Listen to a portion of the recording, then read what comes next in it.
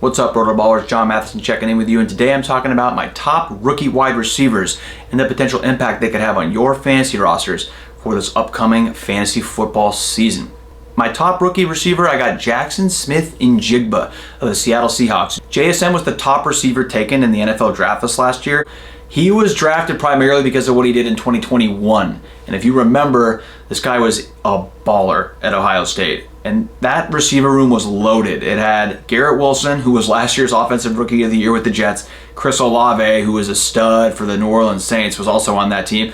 And Marvin Harrison Jr. is probably going to be the top receiver drafted in the 2024 draft. They were all in that receiver room together, and JSN put up the biggest numbers. He broke David Boston's receiving yards record at Ohio State, 1,606 yards. So he lands with the Seahawks. Some people didn't like that landing spot. I did. I think Geno Smith is just a point guard of a quarterback. He's a distributor. You got DK Metcalf and Tyler Lockett there to take some of the pressure off of JSN. Unfortunately, he broke his wrist in the second preseason game, and he had to get surgery. But as of the recording of this video, he's actually going to be on the active roster to start the year. We don't even know if he's going to play week 1, but the fact he's on the active roster is a good sign. I think week 4 is a good target date for JSN. So his ADP has slipped as a result of the injury, but just don't forget about this guy just because of the wrist injury. Number 2, we have Jordan Addison. He probably had the best landing spot of any of these rookie wide receivers just off the bat. He's going to the Vikings. They had the 4th most pass attempts in the NFL last season. Kirk Cousins is a super efficient quarterback. You have Justin Jefferson there to command a ton of attention and take a lot of double teams. So Addison could just slide in right away in the slot and start, but I think he could work inside and outside. He was a 2021 Biletnikoff Award winner at Pitt, transferred to USC for his junior season. His numbers took a step back, at least as far as his county stats go, but he was highly efficient. He only dropped 3.3% of the catchable targets thrown his way, so he's got great hands. With Adam Thielen leaving the Vikings, there's 107 vacated targets left over. I'm not saying Addison's going to get all those, but that's within the realm of possibility for him to get 100 targets, so don't sleep on Jordan Addison. Moving on to my 3rd receiver, we have Zay Flowers of the Baltimore Ravens. I'm a big fan of his. He's a very shifty, speedy receiver. He's a little on the smaller side. He's only about 5'9", but he's got 4.4 speed. He forced 41 missed tackles over his 4 years at Boston College. That's a good sign. Lamar Jackson's already nicknamed this guy Joystick. He made Roquan Smith look ridiculous, apparently, on a play in training camp.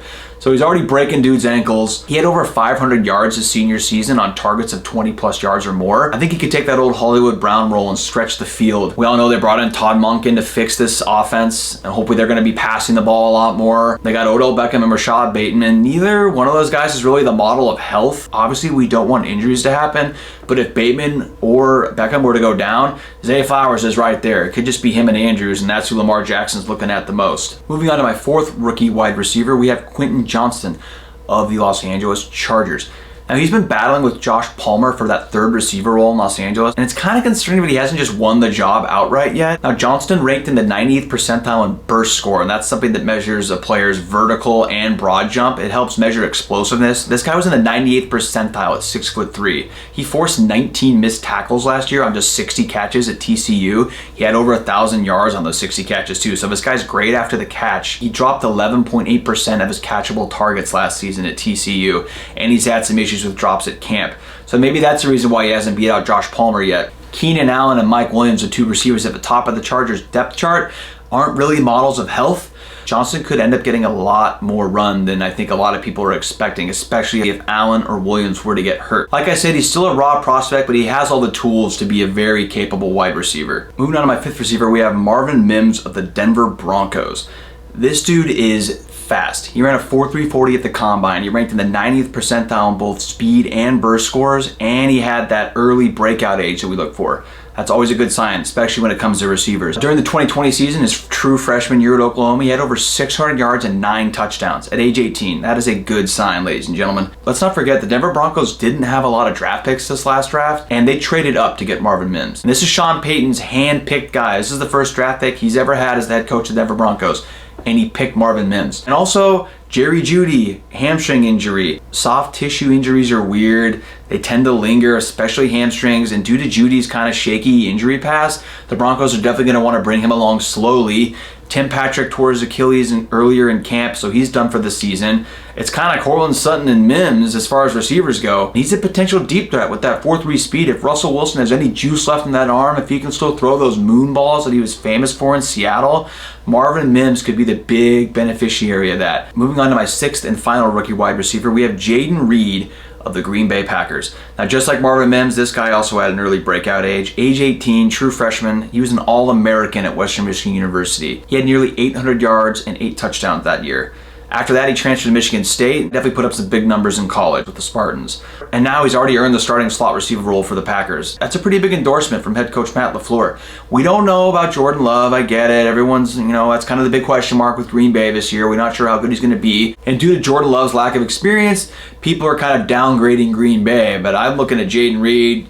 There's talent there, and he's already got the starting role in the slot. I think he's worth a dart throw at the end of your drafts. And it wouldn't surprise me if towards the end of the season we're looking at Reed and he's outproducing all the other rookie wide receivers in this class. So to recap my top rookie wide receivers, we have Jackson Smith-Njigba of the Seattle Seahawks, Jordan Addison of the Minnesota Vikings, Zay Flowers of the Baltimore Ravens, Quentin Johnson of the Los Angeles Chargers, Marvin Mims of the Denver Broncos. Follow that up with Jaden Reed of the Green Bay Packers. Appreciate you guys watching. Be sure to follow me on Twitter at EasyMath, and definitely like and subscribe to RotoBaller's YouTube channel for more great fantasy football analysis.